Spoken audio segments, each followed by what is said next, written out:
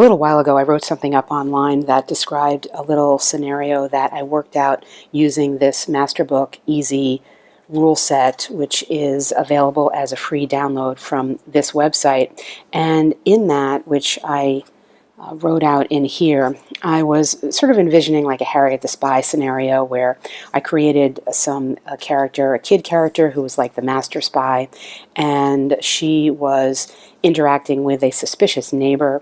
And in this little scenario that I used, Harriet the Spy was following this neighbor somewhere and ended up following her to a hotel nearby and was sort of left hiding in the hotel floor trying to figure out what the neighbor was doing when she went up in the elevator.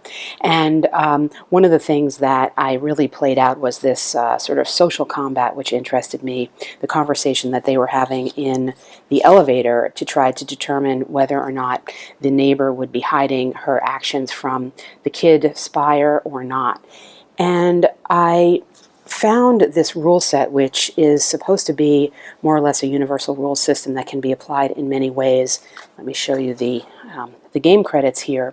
I found it very not only easy to use, but almost charming in a sense. And as a result, I now have obtained from the publisher the MasterBook, the full set, and I will show you here the credit because this is a reprint of a 1994 rule set that was issued in 2010, and there is also this second edition playtest rule set. I haven't really compared the two of them, and in addition to that, there is available the companion guide, which has within it, among other things, the index for the first book, which is pretty crucial, and some additional skills and things. And then I have this book that I haven't really looked at too much of Blood Shadows, which is a world development system with some NPCs and history in there. And the last thing that I have from this publisher are this MasterDeck of cards, and I'm definitely going to be demonstrating to you how these can be used for a solo RPG to dictate interaction and combat and various forms of encounters, let's call it. When I use these, I'm actually not going to be following the rules as written, and I'll explain when I get to it why and how I'm differing. I am going to be developing a similar kind of thing using the full-fledged rules, where I'm going to have a private investigator, and I started working out the sheet there, and I'm also going to have his sidekick, I think is what I'm calling it, and that sidekick in my mind is a kid, but of course I'm not using any licensed product at all. This is all in my mind. So I'm going to have a private investigator, I'm going to have a sidekick, a young sidekick with this PI, and show you a little bit how this rule set and the system can be applied to create something that is in I'm going to call it a contemporary urban environment. I think I'm going to leave out what I typically have employed in RPGs, which is magic and fantasy and anything like that. I'm going to try to keep it more or less quote-unquote realistic and show you how the structure of this RPG system can be very effective in that way. I think it is flexible enough to do lots of different things, and in fact the rules themselves will give you examples of how you can run, for example, well, this is various world creation, but somewhere there are rules about running, for example, a horror, something in the horror genre, certainly fantasy, obviously, and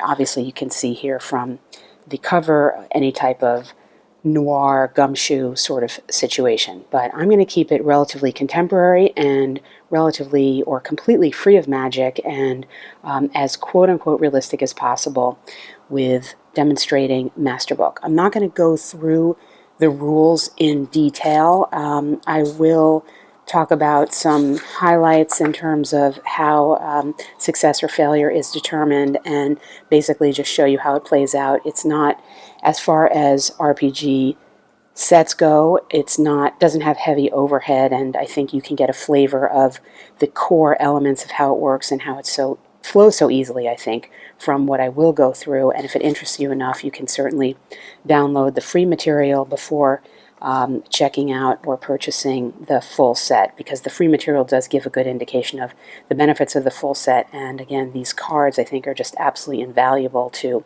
structuring encounters in a way that provides almost an AI that you are dealing against some unexpected yet semi-conscripted actions that occur that you can respond to without having to, in a sense, play both sides and generate them yourself, because the cards themselves are going to be generating the responses. What I'm playing with in my scenarios here are the private investigator, who is this cat here, and the private investigator has a youthful sidekick who is a mouse here, and they are going to be encountering, in the demonstration that I show here, a tough guy who is this fellow here. I'm going to be picking up the attributes of this fellow from an existing set of attributes that come from the Blood Shadows book here, but I will go through and just talk about some of the ways in which a character is generated through the MasterBook. And we're going to take a look at the sidekick here and what attributes we have and what skills we have and how this all works and gets put together. So we've got some basic attributes here that are allocated through a point system, and the points that are given, you have your 8 attributes: agility, dexterity, strength, endurance, mind, intellect, charisma, and confidence. You've got 68 points to allocate among them. And then there are some derived attributes that they talk about: toughness, and this is going to come from a combination of your strength and endurance, and then you add up these points. There is also a derived attribute of how many skills you get to add on, which are basically specializations, and that comes from a combination of your intellect and your mind, and the various skill points that are allocated as a result of that. So for our sidekick here, we are ultimately getting 18 skill points, because that is the derived attribute from our intellect and our mind, and we have a toughness of 9. This is relatively high because we've got a strong intellect, and not as quite as high because we're a kid and we don't have as much toughness here. The values or the meanings of the basic attributes are relatively standard. Agility refers to balance, coordination, limberness; dexterity, more hand-eye; strength, physical power; endurance, how hardy they are, how much damage they can take. Intellect is more concerning intuitive thinking, puzzle solving, and things of that nature, whereas mind has to do with learning ability, memory, and sort of general knowledge. So for example, with my sidekick here, my sidekick has a much higher intellect than mine because she is a kid, so she still has a lot to learn, but her native intellect is relatively high. Charisma has to do with, as you would expect, interpersonal nature and persuasion and things of that nature. Confidence comes from confidence refers to abilities to withstand things like manipulation or to intimidate other people. And those are the basic attributes. And then from those attributes, you can get specializations and skills. So you would, for example, my little sidekick here has an acrobatic skill. This is a derived value from her agility, and you come up with skill points that you can add onto it. As mentioned here, she has a possibility of adding up to 18 skill points. Some skills are going to have specializations as well. So for example, I've given her the skill of stealth, which you would expect, and within that she has an additional sneaky attribute. So you're going to be adding up the basic attribute value. Stealth comes from agility. I'm giving her one additional skill add point and then yet another one to sneak around. So her total skill value for that would be strength. And I'll explain how these skills come into play when we get further into the rules.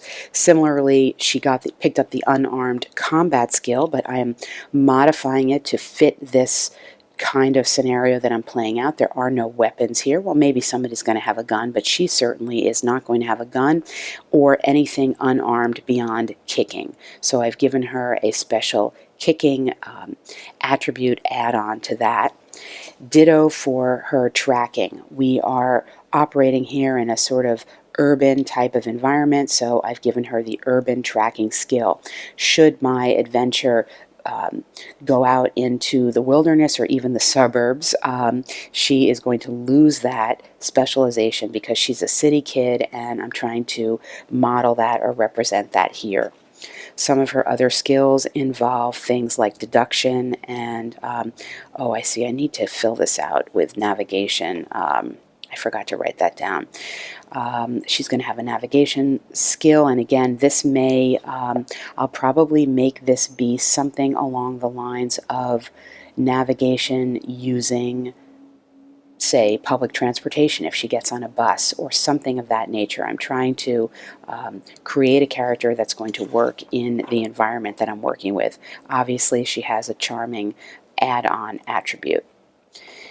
The last thing I'll talk about here, I'm not going to really develop it that fully, is something called advantages and compensations. These are basically further attributes to flesh out your character, and they are pluses and minuses that you need to take, one to balance the other. So I've given her a plus or advantage of contacts, meaning that there may be people she encounters in this world that she knows that will help her out. That makes thematic sense. And ditto for culture. She has a certain native understanding of the culture in which she lives and in which she is doing her investigation, and that's going to help her out. Conversely, her youth and her age is also going to come into play as a detriment, and we'll have to see as this unfolds exactly in what way that happens, but there will be moments at which that is going to be a negative modifier in some way. And just as she does have a cultural benefit, she's also going to have some cultural unfamiliarity because she is a kid. So there are also going to be some situations where this may be coming into play as a negative in terms of her experience and her ability to navigate the world because she is a kid. The last thing that is on every character sheet is this bonus chart, and we will get to that when we talk about our rules overview. This is a system that works with 2d10s, and you have this arbitrary difficulty number scale here, which is provided to you to determine what your difficulty value is when you are trying to attempt something that doesn't necessarily involve another character, but involves an activity. So let's give an example here. Let's say our little sidekick here is trying to sneak around her own apartment, let's just say, and her parents are home. She's trying to sneak around her own apartment. I would say that's relatively easy, so you would give that, say, a very easy value of your difficulty number value is 3. That's quite easy to overcome, and what you're doing is you're looking at up the skill or the attribute that you are using here, and in this case, whoops, wrong character sheet. In this case, we certainly have the sneak ability under stealth, and we're actually ranked at 12 on that. So we already are starting with a 12. We are then going to be rolling these 2d10s to get a number, And let's see, what did we roll? We only rolled a 3. Not great. And this is where you go to that bonus chart. We're looking up our die roll number. That was a bad roll. This represents, of course, the arbitrary luck, etc. that's in here. And we see that with a 3, our bonus number is a -8. That's pretty bad. We started out with a value of 12. So we are then operating, if there's no other modifiers, at a number of 4. That our total roll that we got is a 4. Now, we were trying to overcome the difficulty number value of 3. So actually, we did overcome that, but how successful were we? Well, we weren't that successful, and this is how we can determine the outcome of something. There's a success chart here. We got a result point of 1, so we got what's considered a solid success. The way this chart works is it will give you various values depending on what you were trying to do. In this case, we would go to the general success value, and we got a solid, and we can look up later on in the book what solid means. Were we in combat, and were we doing something involving a weapon that inflicted damage, it will tell you the damage level. So, for example, at solid, we are doing just this amount of damage, 1. Had we gotten a much stronger result, say a superior result, we would be doing much more kind of damage. There are other things that you can do, interactive things, intimidation, taunting, tricking, maneuvering. We're going to see these things when I demonstrate how the cards work in an NPC interaction. None of that was happening here, but there are the results here for the outcomes, again, based on what your result points are. So this success chart is pretty vibrant because you can turn to it to add into your storytelling in terms of the outcome. So in this particular case, we did get a solid outcome, and depending on what the story would be, we would determine what that meant. You can look here later on in the book that will tell you a little bit more about suggestions about what this means. So in this particular case, solid means the action was performed completely but without quote-unquote frills. It was a success, so we would build that into whatever we were doing. If we had gotten a better outcome, the results were better than necessary in most cases, there may be added benefits. So let's say in the context of the story, we were sneaking around to try to, I don't know, steal some money to do something. Maybe with a solid outcome, we would steal the money that we wanted to. Maybe with a better than success, we would steal the money and find something else, etc. But what if you are attempting something that is not against, say, the environment or a task? What if there is some type of interaction? How does this work? Do you use this difficulty, this arbitrary difficulty number scale? No, you do not. What you're doing is you are then balancing what you're attempting to do versus some value of the other character. So for example, if I was trying to, in the same example, if my character is trying to sneak around, say, this guy, as we may see when I play it out, we are not basing our success or failure off of this scale. We're basing our success or failure off of some value in him that will determine how hard it is to sneak around him. So it may be his perception value, it may be something else. If we're trying to intimidate him, let's say, it may be his willpower and ability to withstand that. So the difficulty chart here doesn't come into play in interactivity. It just comes into play when you're interacting with an environment, and you can assign some static amount of difficulty to that. Now, that was a very simple example. Of course, there are a lot of modifiers that come into play that can be used. There are situational modifiers, and you see some of them here, that you may apply one way or the other, either to increase the difficulty or decrease the difficulty situationally. So this may depend on how important something is to the story arc that is going on at the time. You may bring that in. There are certainly combat modifiers, there are intimidation modifiers, so let's just take a quick look here. For example, and again, I may demonstrate this later on. If the target is in a weakened position, then you're getting an additional modifier. Or what if the target is really in control of something? So, for example, say you were sneaking around, the basement of a hotel. You were trying to get into the hotel kitchen to determine something, and there were a lot of people there. It was unfamiliar to you, and you were trying to sneak around somebody who worked there. You may get a negative modifier on. So there are modifications that you can apply for all sorts of things, for taunts and tricks, for persuasion, for charm, that will also impact the difficulty number of your that you're trying to meet or exceed. It's early morning in the big city, and our two unlikely heroes enter a well-lit but seemingly empty warehouse, only to come face to face with a scary-looking guy and his mangy dog that might actually be a rat.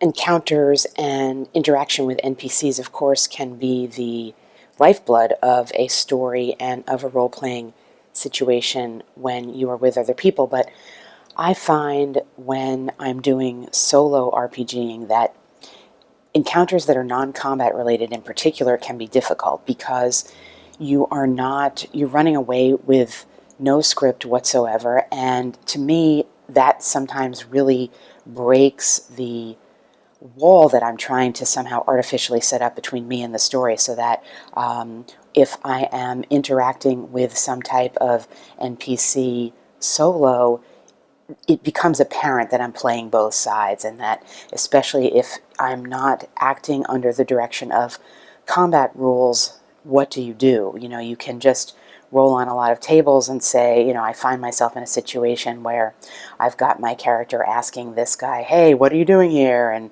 I roll on a table and it says, I don't know, and it's a dead end.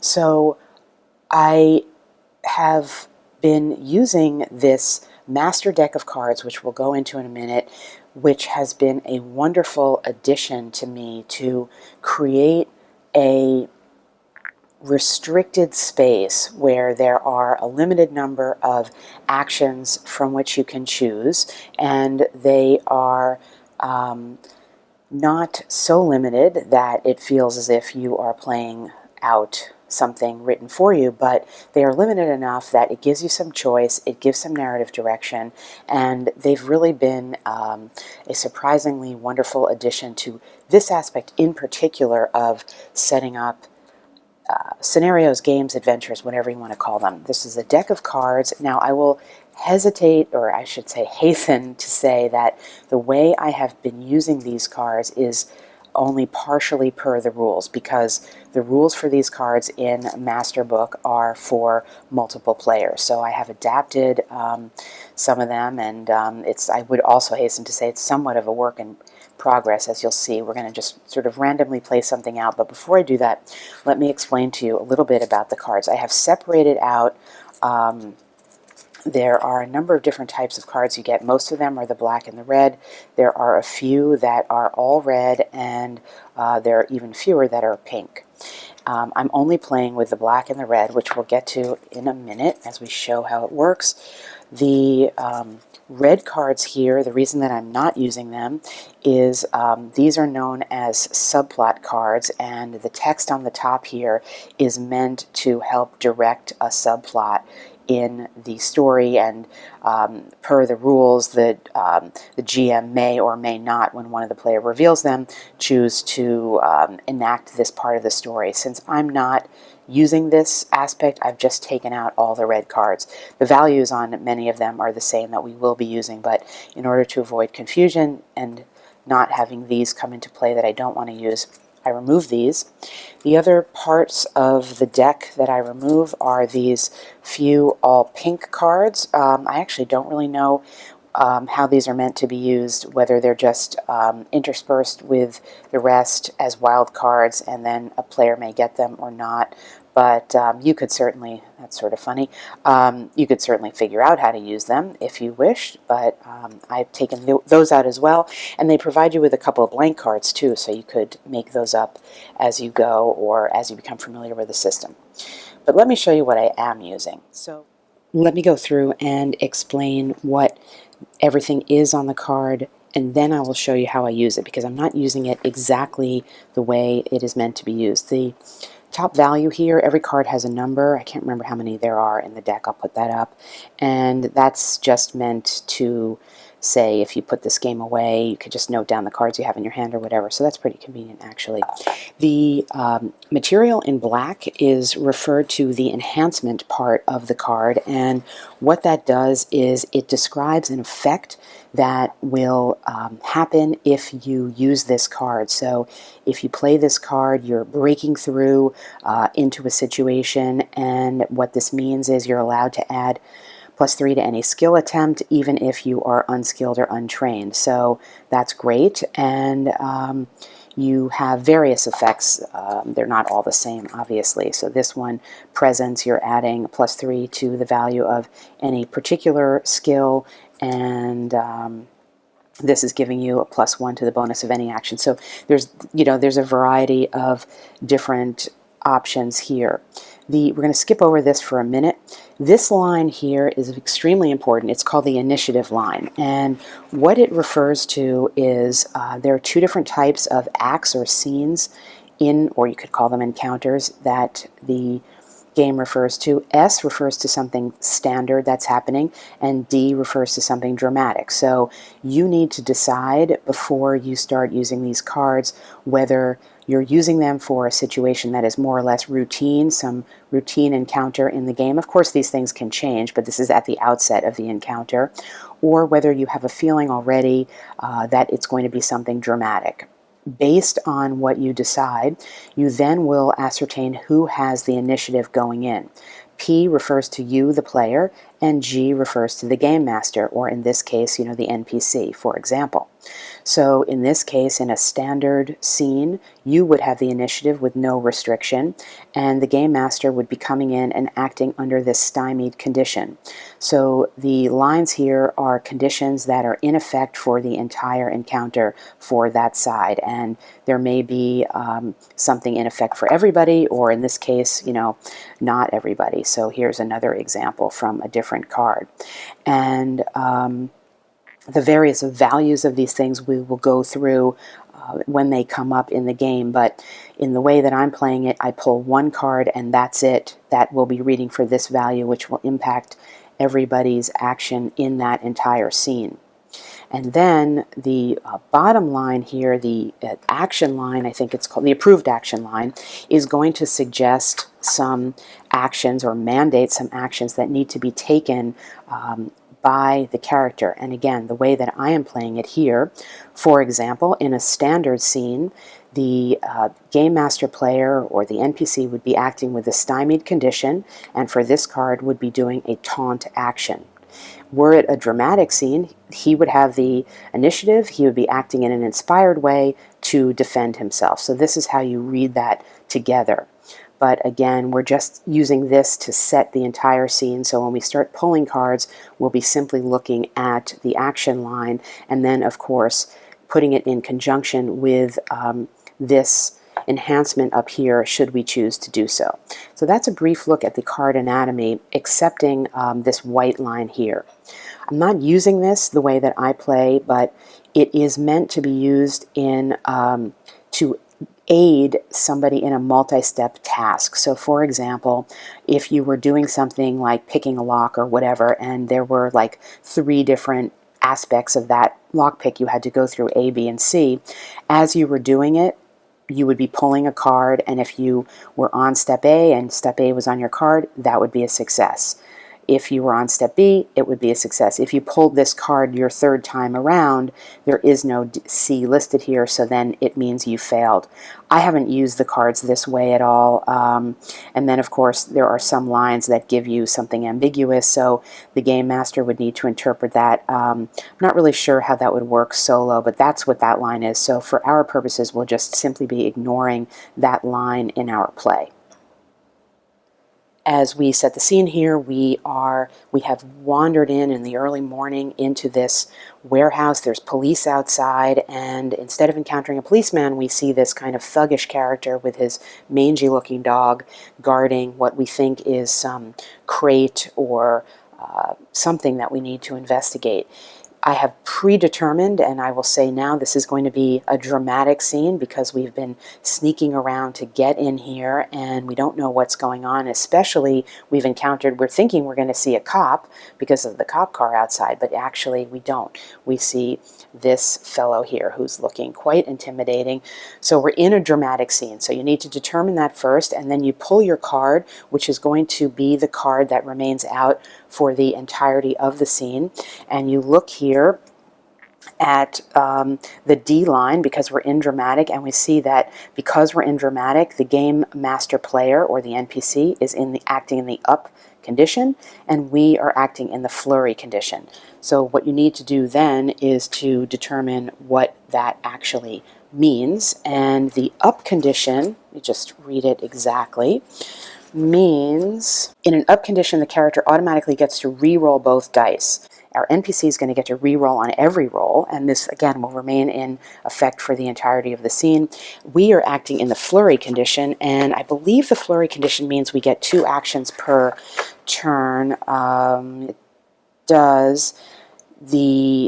We get an extra action each round, but I think that is, I haven't really been playing that way. What I've been playing is with flurry, it means I get to pull an extra card. So normally we would be starting with 5 cards in our hand. That is per the rules.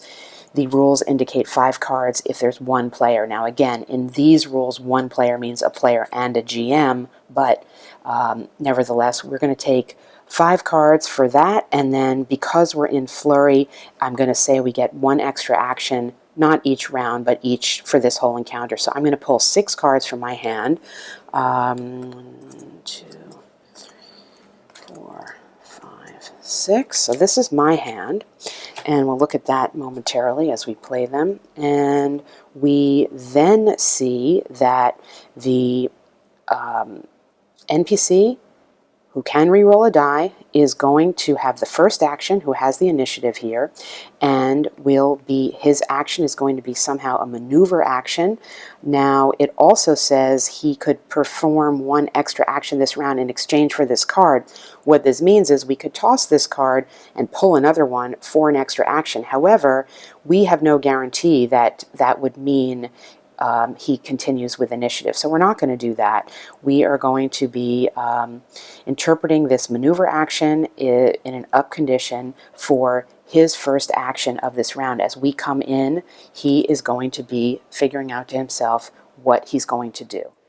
So he's going to be doing a maneuver action, and this is typically a combat action, but in this particular case, I'm interpreting this to mean is he's just going to kind of try to dodge out of the way of us and maybe hide so we don't see him. And this is going to be going against our perception value. There's going to be an added difficulty for him because we know he's the one being surprised. We are not. So per the rules with the modifier here, it's going to be our value plus 5, and our value is a 12 plus 5 is a 17. So he's operating with his raw value of a dodge of 12, and he rolls the dice. That's a bad roll. That's a 2, and we remember that we're going to the bonus chart here to see if he accepted this 2, that would be a -8 to his roll. That would be a very bad fail, but he's operating in the up situation, so he gets to re-roll every roll, and so he's going to do that for sure and see, well, he re-rolled, he got something better, he got a 5. I don't think that's going to be enough. So a 5 is a -6 to his value. Indeed, that is a failure. He was unable to get out of the way of us. I mean, that would seem to be in line with the story because this guy is, he's a big guy and he wasn't expecting to get out of the way of anything.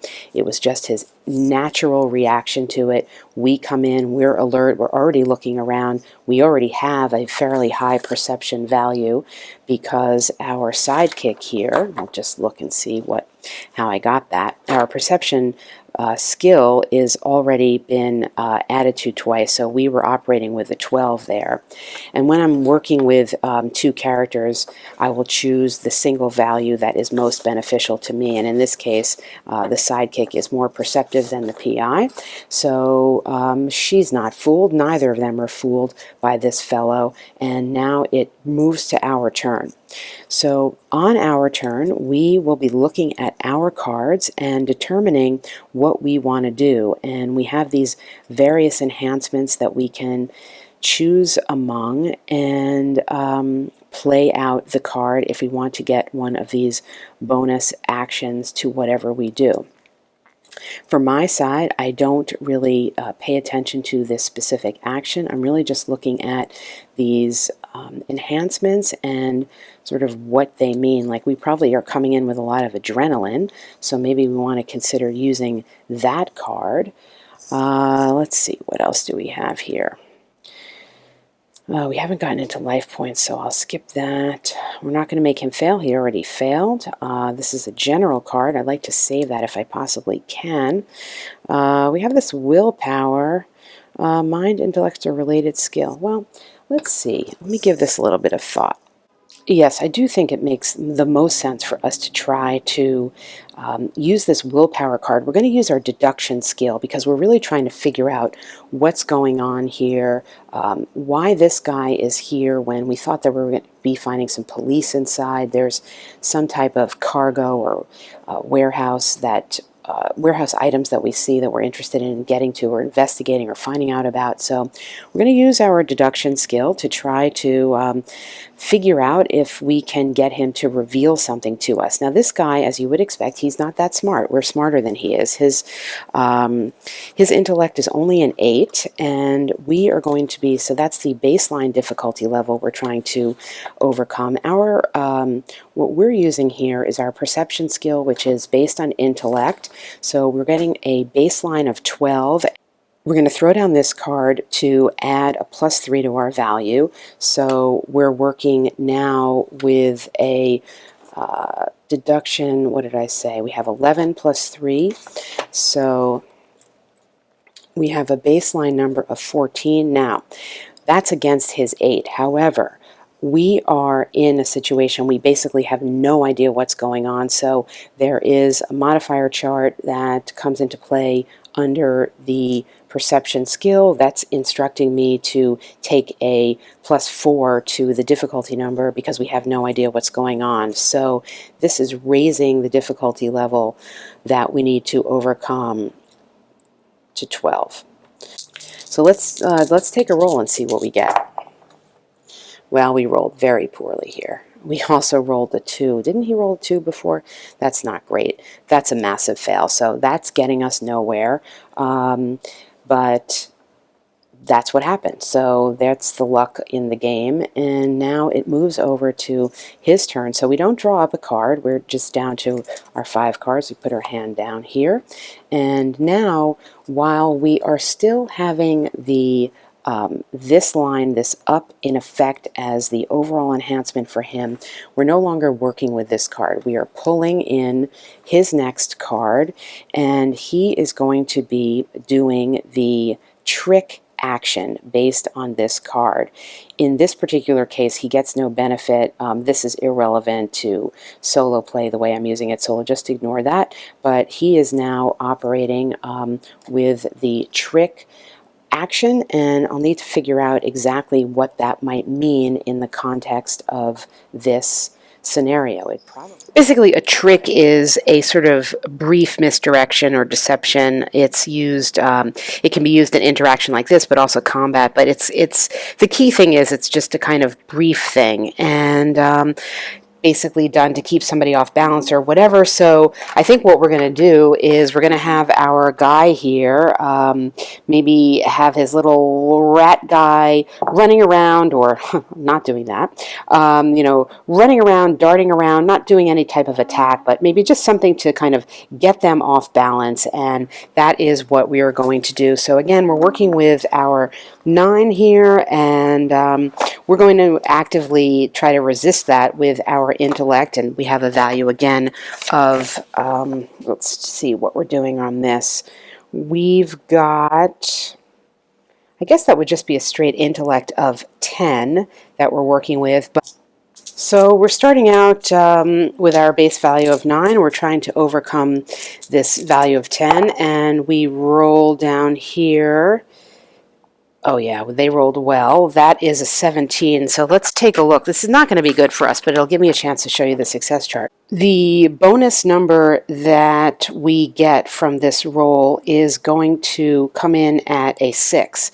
So 6 plus 9 is 15, and we were operating as against a 10. So that's a differential of 5. And what this means is that we go to the success chart here, and we're looking in the column for a result points of 5, a net of 5, and we're looking in the taunt trick column, and this tells us that the result that we obtained is untrained. And what this means is that this is going to force us during our next action in the turn to use any skill as if it is untrained. And what that means is we can't use any add-on to our skill benefits that we may have, and we also may be prohibited from using some skills at all if they are skills that require training. So this little distraction here of this rat thing, it's really upset us, and it's caused us to become focused perhaps on this rat, we'll see, and at any event, we're now going to be at a disadvantage for our next turn. So this disadvantage means basically we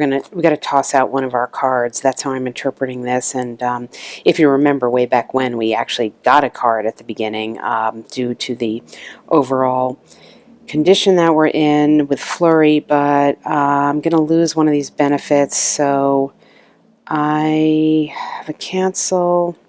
Probably should have used my cancel already. I hate to just get rid of a cancel, but I'll get rid of this life point. Now's a good time to talk about these life points. So I'm tossing the card that would have allowed me to use this. A life point in this game is basically you start with a certain number, and you can use them to cause a re-roll, basically, or some other beneficial effects at your desire, and then they are over. And per the regular rules, a GM would reinstate them based on action in the game and things of that nature. It's a little hard for me to figure out how to implement that solo, so basically I don't use them, or I've played a scene where you just kind of can use them up basically as a re-roll, but in this instance I'm not using them. So that's the card I chose to get rid of for this part of the effect that I have to work with untrained. And now I need to decide actually what I'm going to be doing, and I think what I'm going to be doing is I'm going to be using some adrenaline here to add to my strength, and I think I'm going to go for maybe launching a little bit of an attack on this guy that has annoyed me. But you know, this guy can kick. This little guy can kick, and I think what we're going to do is we're just going to try to kick this little rat out of the way and see if we can do that. And there's some modifiers that are going to come into play. My attack value with my specialization skill of kick is an 11, but there is a modifier to attacks where if it's a leg attack, you're down 2 because I guess it doesn't really do that much damage. If, however, you're sort of wantonly kicking around, you get a +3 for what's called a foot sweep. And in this case, I'm going to say that both this fellow and, of course, my big thug, they're really surprised that I'm coming at them. So I'm going to call that a +2. So the overall, when you add all that up, I'm going to get a +3 to my 11. So I'm working initially with a 14. And the defensive value, or the difficulty number here, is going to be the unarmed combat value of these guys, and that is going to be a 13. So I'm working, as mentioned, with my 14 and 13. I got to give it a roll, and we'll see how the dice come for us. That is a 9, and that's probably going to give me something. Let's see what that does give me. We'll go to the bonus chart, and a roll of 9. Well, you know what? It doesn't, actually. It gives me a nothing. So I said... what was I? Where was I? 14 as against 13. So that's going to be a small success. And we're going to go now back to the success chart and look and see what that is. And though technically we would consider that to be damage done, doesn't make sense to have any type of weapon read damage here for something like that. So I think more kicking is more of a taunt, and so we get a stymied result, and a stymied result basically will take away an additional die roll. So for the next round of action, this character is sort of in shock from this little attack, cannot use his extra die roll. And again, pointing out the reason we didn't add the benefit was that we are still operating under the untrained situation or condition from before. So we lost a card and we also can't use that benefit, but we still expended a card. We're down to our 3 cards, and now it is time to draw up a card to see what's happening on this side of things. And we're getting an attack. We're getting a strong attack back from somebody over here, and we will now speed things up a little bit and just get to what happens with that attack, where we're going to be getting a +3 modifier to our attack value. Again, this is some type of unarmed combat. You know, he's standing here with his little mallet, but he's not going to, you know, it's a fair enough fight. So we're going to go with our unarmed combat value. Again, we already saw that of 9 plus 3 is a 12 that we're working with initially. And the defense on our side, I think we're going to try to just dodge out of the way here. We have a high-ish dodge value of 11. So we are working with a 12 against an 11, and we're going to go with 12 with what we rolled here. That's actually going to be a good roll. That's going to be a 17, and we'll look at the bonus chart here. So this is going to be a pretty big success. So we're going to add 6 to the 9, which 15 and plus 3 is an 18, as opposed to 11, which is a 7. And where are we? That's a very good result here. And we are again looking at, well, this is an attack value, but we're going to go down again to this taunt.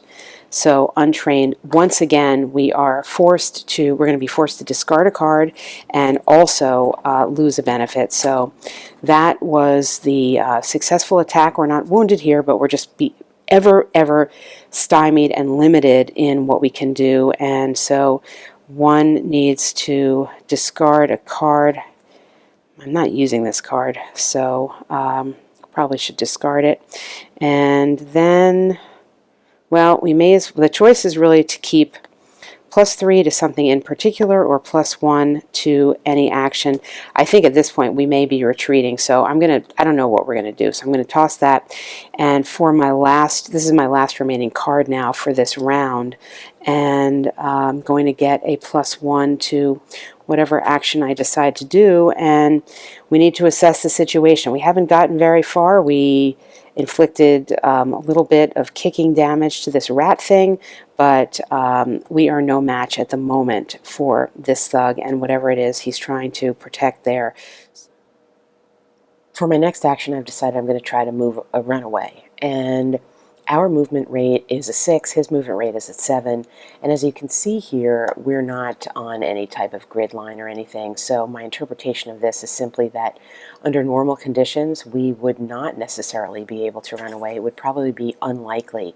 And I'm going here to something that I've just had for years. It's a percentile table. I really don't remember where I got it. It's not from this set of materials, but I'm going to say that adding a +1 to my action based on that card is going to bring me from unlikely to move away to likely, or rather 50-50, we'll say.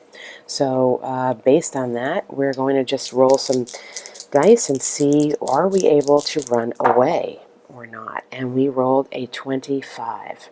So I rolled a 25, and per the way this chart works, that is good enough for us. It's solidly yes, actually, to run away, because we're looking for a low roll on this chart.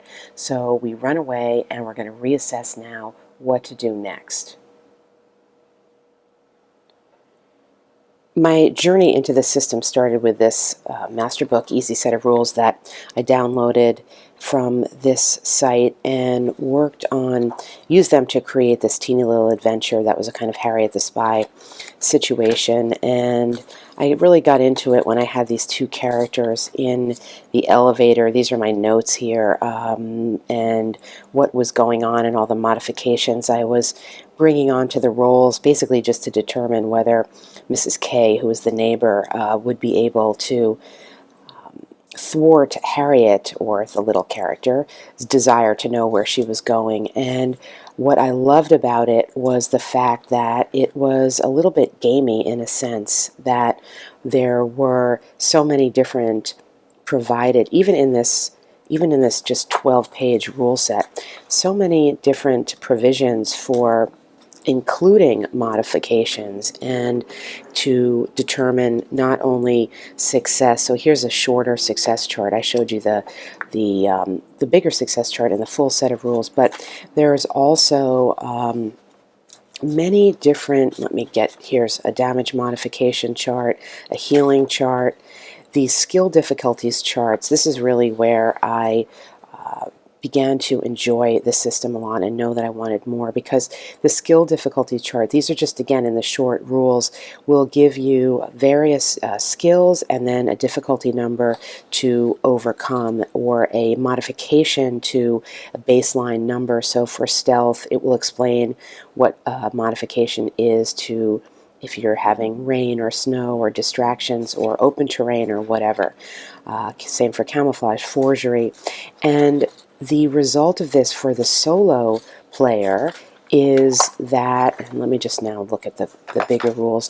For the solo player, what it means is it takes a lot of the guesswork away. And for me, I do enjoy this because sometimes it will take me out of the game if I have to spend too much time figuring out what my own obstacle is going to be. And again, that's the pleasure, but it also can be the challenge, and in some cases the downfall of, for me at any rate, of trying to set up a situation that's solo and trying to maintain some aspect of, surprise is the wrong word, but discovery, or something you weren't prepared for. Let's just say that. And so we're looking here in the section, in the interaction section of, this is the MasterBook, the full rule set, the interaction section here, and then with each type of interaction, so with intimidation, there's a little chart here that's going to give you intimidation modifiers, and it will talk about if the target is in a weakened position or helpless, or if they've already been intimidated. These are positive modifiers that you would get to your attack. If your target is in a superior position or in control or among friends somehow, these are modifications negatively that you would get to your attack. And then there's explanation, and it will also explain how intimidation, there are these little sidebar story elements, how intimidation can work in a story. I found this extremely helpful, and it goes through, there's a separate section if you're using persuasion or charm up here. There's also modification. There's a little modification chart here. Here's a longer chart for interrogation, where it will give you, and there's definitely role-playing description and elements here. So for example, target feels information is unimportant, -5 or more. So you can pick and choose how many of these things you want to. You could be thumbing through this book and adding pluses and minuses all you want. I did that a little bit when I was playing or demonstrating with one of the things, just to add in a couple to show you how it worked, but there are many, many more that you could do. So this aspect of it I really love. The other part of it is the use of the cards, and I won't, I spent a lot of time on that because people were asking for me to demonstrate a sort of quote-unquote live gameplay, which, as me creating it, it felt very drawn out, but in actual play it moves very smoothly. And the fact that the cards give you so many different options to use them, and of course you can pick and choose among them, but the fact that you are getting these enhancements at the top that have not only a value in terms of what you could use it for in terms of modifiers, but a description: willpower, adrenaline, drama, opponent fails, haste, hero. We didn't even see most of these because I only pulled a few, and the card, there's over 100 cards here. Claim is another one where you can interpret this how you wish. These rules are meant to be played in a certain way in terms of pulling cards, but you can interpret that however you want it. So this aspect, leadership here, as well as the suggested actions, and of course the initiative line, as well as the conditions that can come into play for somebody, say for an entire scene. If you were pulling this way, you could pull this card in a dramatic scene and all of a sudden find yourself fatigued at the very beginning of the scene and everything that implies. That type of structure I enjoy, and I find works well within this system to guide some of the NPC interaction. It makes it certainly perhaps too scripted for some people, and that may be not to your liking, but for me, I found it to be a structure that really, or enough of a structure that really worked and helped move things along. The other point on the rule set is that there are, I didn't really get into this, but in the second book here, in the MasterBook Companion, there are also some additional skills available, and I didn't use any magic at all. There is magic in this system, and I believe the magic is, I think it might all be contained within here. I'd have to check. So there are magic rules within here. There's more equipment. I was obviously showing you something extremely streamlined, but there are weapons, of course. There's chemical and biological weapons, lasers, blasters. There's obviously a lot of sci-fi stuff here. There's equipment charts and there's vehicles. Definitely didn't get into that. As you know, if you follow my channel at all, I've never used vehicle combat. Or vehicle anything. It's just too much for me to manage. The only type of vehicle movement I've ever been able to work with comes from one of the James Bond solo adventures that I have, where there's a lot of vehicle combat and chasing and stuff like that, and that's really fun, but that's a different system because they're providing that for you. So there is a magic system here, and I didn't go into that at all, but there's spells listed out. Here's the vehicle section here. So there is a lot of material in this set overall. And then of course we just went to this Blood Shadows book for our sentinel, our thug that we were encountering. There are many other characters in here. There's a whole world in here that you could explore if you so chose to do so.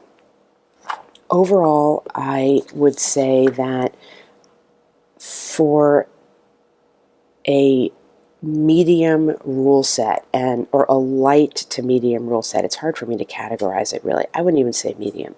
A heavier side of light rule set maybe. What is here you can use in very easily. You can use in proportion to the degree of detail and granularity that you want without losing anything. The basic setup can be, I mean, these 12 pages of rules can work to do a lot. But certainly much is enhanced by having the main book of the system here for sure. And as I said, if you like the idea of the way I was demonstrating the cards, then I think it is well worth it to obtain them, because they add something that you can bring in. When I'm doing other things in a story, I would definitely not be using the cards, but to bring them in for me to have a particular type of interaction, it can be helpful. And of course, there's other ways to use them aside from the way I was demonstrating. I was trying to show you how you would use them sort of every step of the way. That does not need to happen. Obviously, you could adapt it to however you wanted it. So that's a look inside the MasterBook system and a look inside, at least a brief look inside, a kind of live demonstration of one little aspect of the system that is employed with this MasterDeck set of cards.